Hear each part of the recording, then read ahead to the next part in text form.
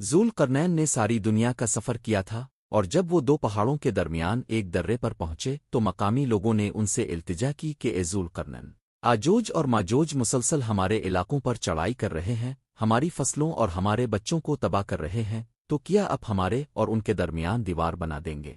ज़ुल्क़रनैन ने जवाब दिया कि अल्लाह ताला ने जो कुव्वत मुझे दी है, इसको मैं आपकी हिफाजत के लिए इस्तेमाल करूंगा।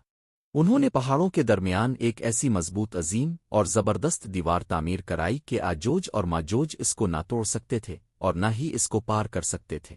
और यूं सदियां गुजर गईं, वो दीवार आज भी कहीं मौजूद है, लेकिन कोई नहीं जानता कि कहाँ है।